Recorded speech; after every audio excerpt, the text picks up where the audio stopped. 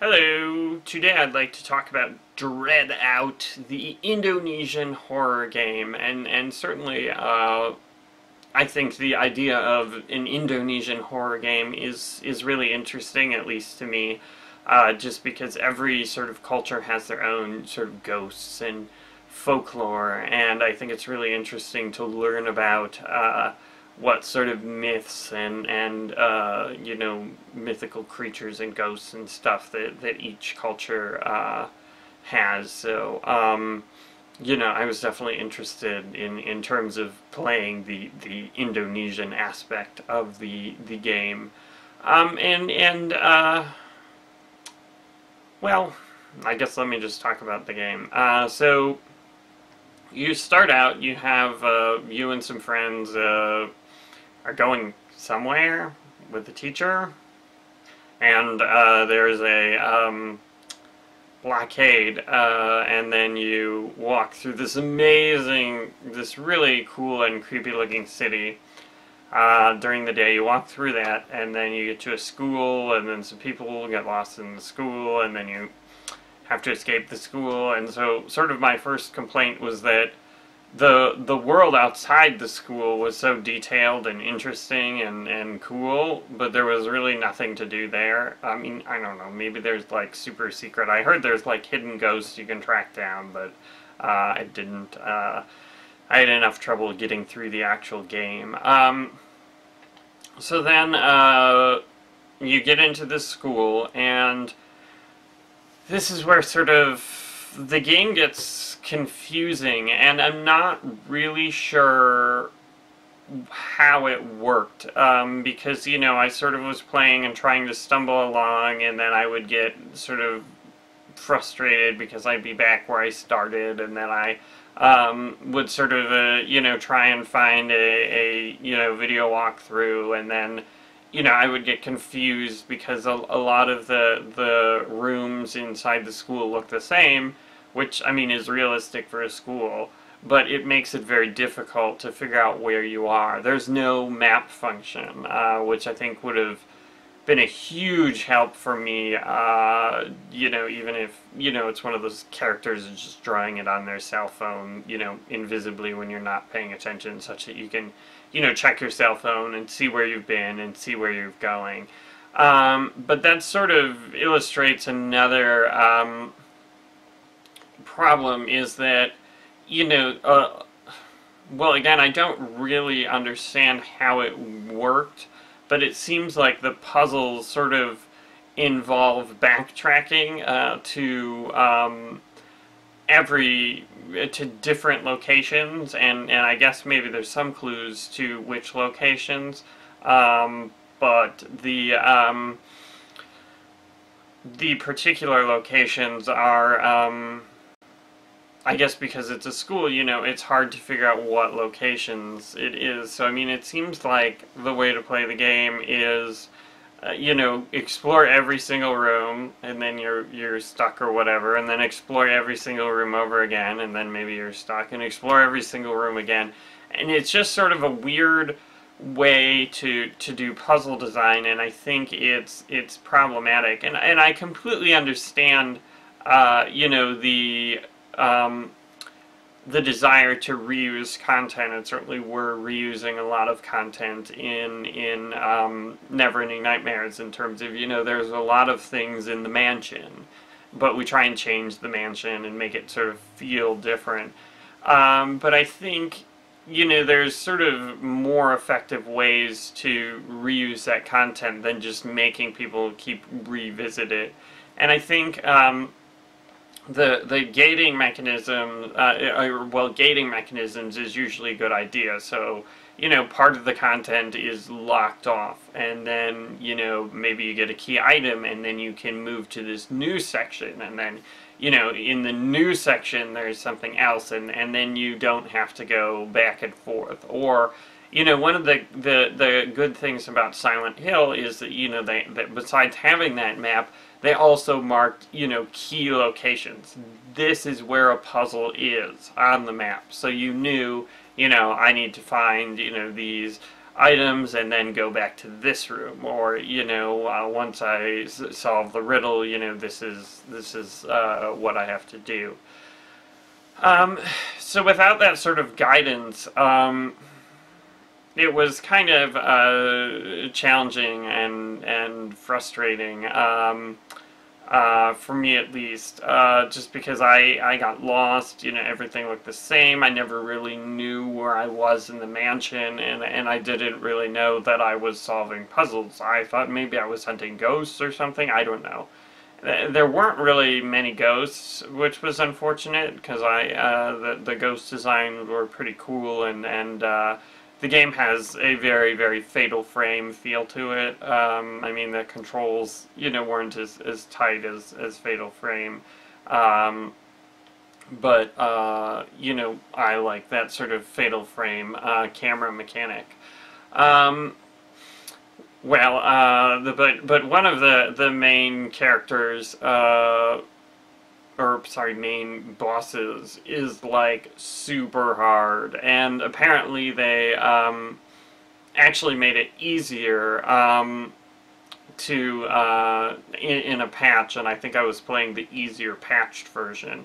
But I mean, the main problem is that if you get caught in a certain mode, then basically the boss just kills you, and so you have to almost not get caught in certain places, because you're basically going to get stuck and sort of cheesed to the point that where you can't escape and you die.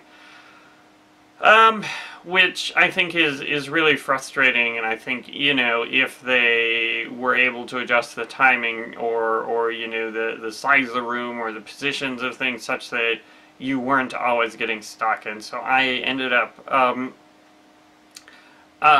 looking up on well, I quit. I'm like, oh, I can't do this anymore. But then I found a Steam game guide or post on the forum that explained a sort of counterintuitive way to avoid the enemy, or well, rather avoid getting stuck by the enemy. So that was the only way I was able to get past it, and sort of that ties into another sort of aspect of the game, which I thought was not well executed. So they have a thing where basically if you die, you're in, like, I don't know, purgatory or whatever, limbo, I think it's limbo, and so you have to walk to this, really cool looking blue wavy thing.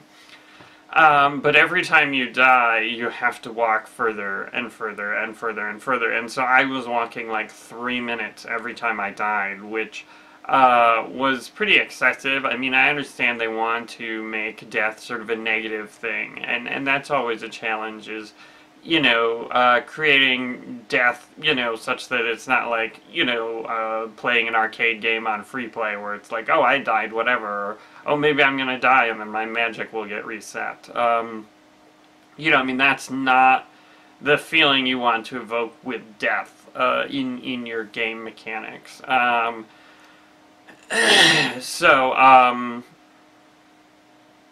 I can understand them wanting to sort of punish you, but the problem is, at least to my knowledge, it doesn't seem like the time is capped, and I died a lot, and so I was walking a ridiculous amount of time, and, in the, I don't know, probably, I played the game for like 3 hours or something, and in the 3 hours I can probably spend, I don't know, half an hour just running towards the blue light, which seems unacceptable, and it's sort of magnified by the fact that the game taunts you while you're running towards the blue light, which is really frustrating. I mean, for one thing, it sort of takes you out of the environment. Maybe if it, I mean, at one point I think it sort of drops hints, which is nice, but I mean, usually it doesn't drop hints. It says things like, oh, maybe you should switch to casual gaming, which is like, so you're saying I shouldn't play your game, I just paid money for your game, and you're saying you don't want me to play it, you want me to switch to casual gaming? Like, that sort of leaves a bad taste in my mouth. You know, I'm paying money to be mocked. And then, of course, there's the completely sort of joke ones like, oh, winners don't use drugs, which, I mean, every arcade machine used to say that.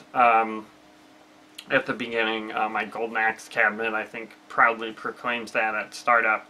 But, I mean, a game about Indonesian horror, maybe that was not the best, thing to say. I forget what the other ones are, but I think there were several sort of mocking ones that only sort of made the experience of, you know, repeatedly dying when you're sort of cheesed by this boss more grating. So, I mean, I think it's possible that the sort of increasing time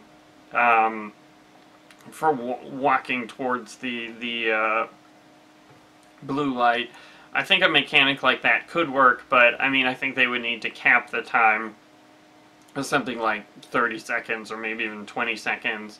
And I think, you know, if you don't die for a long period of time, they should sort of reset it and sort of only take effect if you're dying subsequently. Because, you know, Dreadout, it just sort of ends and it says, hey, wait for episode 2, which is coming as a free patch. But the worry I have is that, you know, in episode 2, if I still have to run, like, starting at 3 minutes or 4 minutes every time I die, then, you know, I'm not going to play episode 2, I mean, even though I'd like to. So, I mean, it's kind of, you know, a tricky mechanic to balance, you know, if you say, because you never know how many times people are going to die. I mean, some people are just going to suck at games like me, and, you know, you don't want them to have a bad experience. So any sort of balance, you know, in terms of timing and in terms of systems that sort of grow uncontrolled is going to be difficult to balance. And so, you know, if they don't reset the death timer in episode 2, then it's like I can't play because, you know, I'm going to definitely die in episode 2, and just walking that, you know, 3 minutes or whatever is painful and boring and frustrating with the mocking messages. I mean, like, hopefully they'll address, you know, that and other concerns, like certainly having an invert Y option would be really nice. But, I mean, there's not a lot of up and down looking, so I was able to get through the game okay.